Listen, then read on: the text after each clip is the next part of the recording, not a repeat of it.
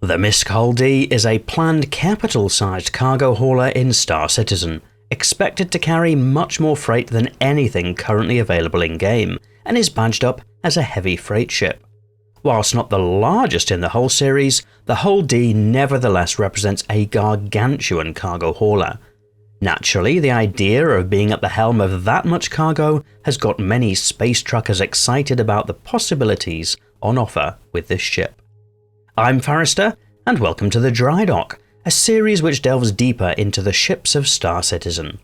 As the concept art for the ship is a little sparse, and it isn't yet available in-game, some of the footage you see is of the in-game Hull A and Hull C, which are much smaller, but the same idea.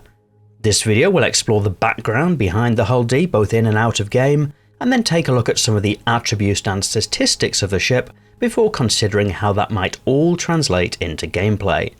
There are timestamps in the video description, although if you're interested in the whole series, you might prefer to watch this one all the way through. And whilst this channel usually focuses on what's currently in-game, necessarily this video will navigate the treacherous space that is speculation territory. Whilst every effort has been made to approach this video accurately, sometimes information is sparse and much is subject to change as time goes along, so please treat the content with a pinch of salt and not as a definitive promise as to what will happen. All of that said, let's dive into the background of the Hull D.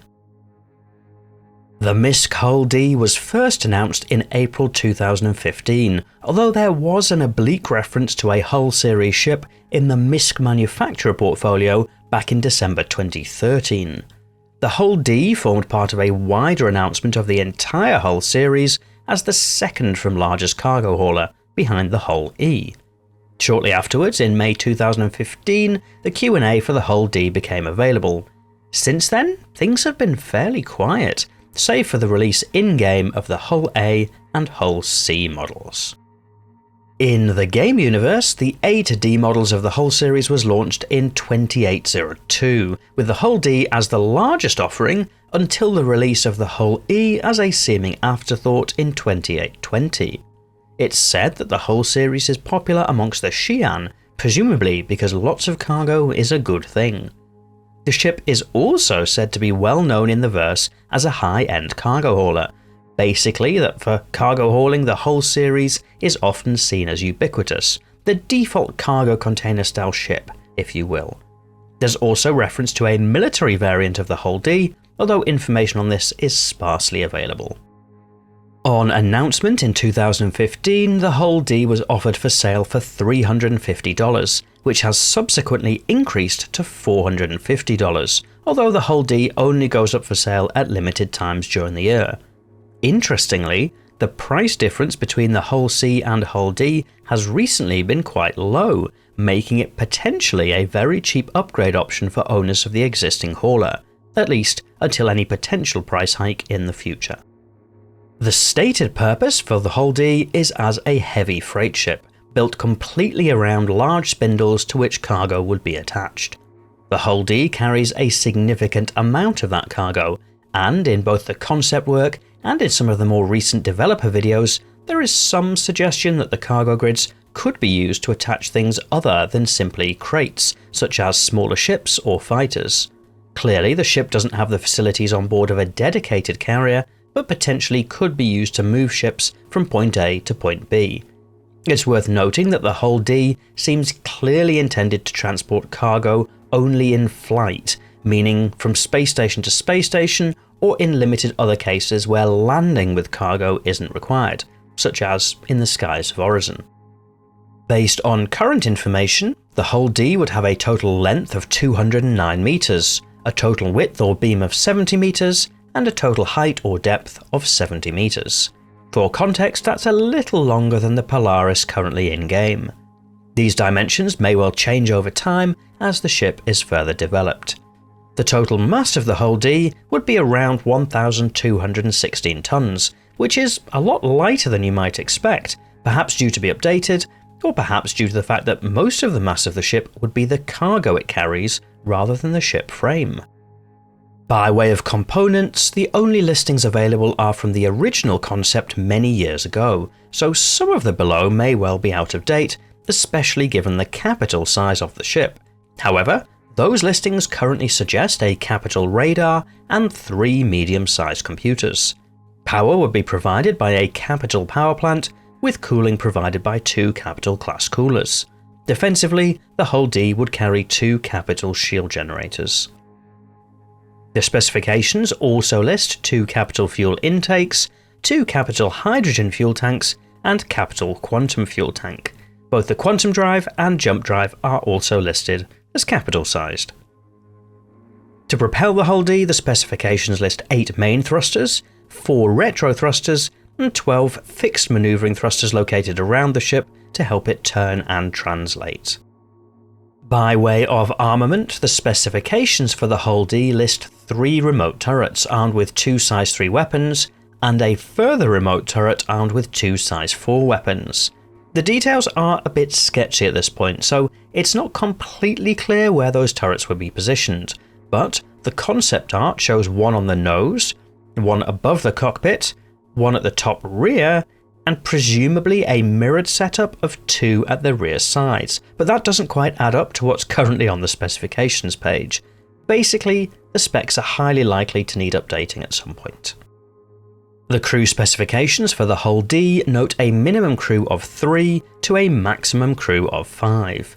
It's a little early to know what the realistic crew requirements for the ship are likely to be, especially given that cargo gameplay isn't the most exciting and involving of the gameplay loops. That's no slight on cargo hauling, but by design, successful cargo haulers probably want an uneventful trip. Realistically, roles that other players would perform, such as manning the remote turrets or performing engineering gameplay, probably aren't the sort of loops you'd want to be doing with a ship like the Hull D, which looks to much prefer keeping safe and hauling goods rather than being in the heat of battle.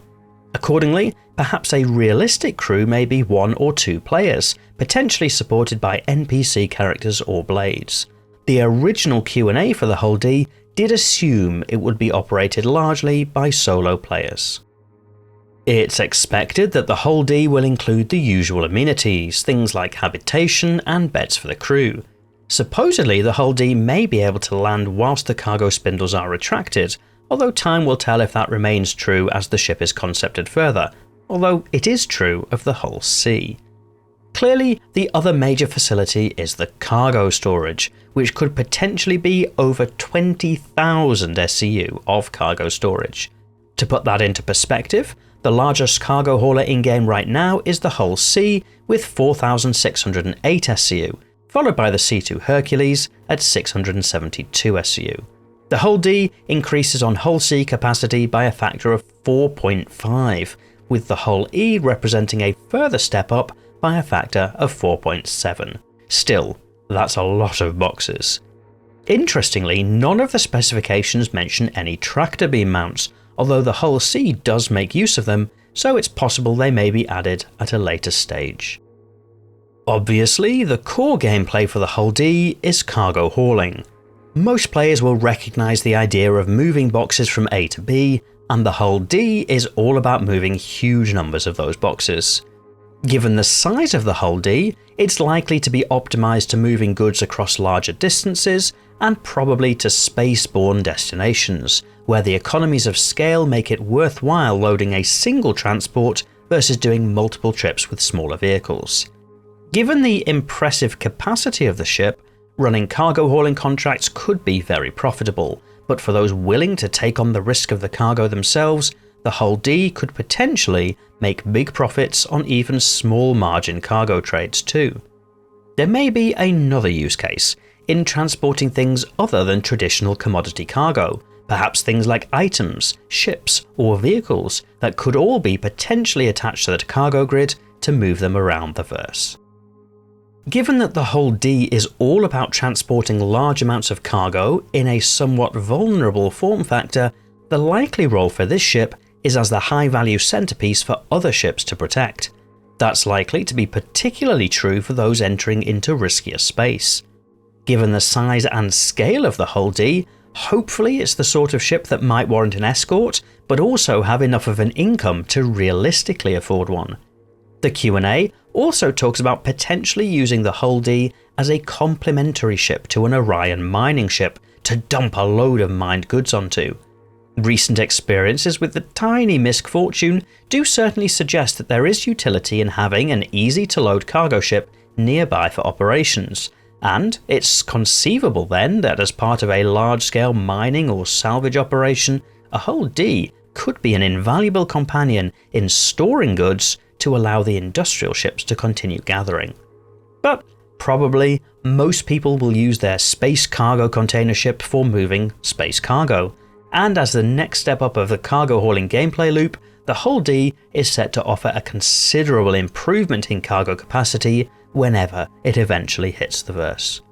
At the risk of going on for too long, that'll pretty much wrap it up for the Hull D here, and so it's over to you to share your thoughts in the video comments. If you're not yet subscribed to the channel, you might like to do that so that you can get the heads up for new videos as they launch, as well as offloading all of your crates onto the like button if you like heavily narrated slideshows talking about fictional spaceships. Otherwise, and as always, thank you for watching.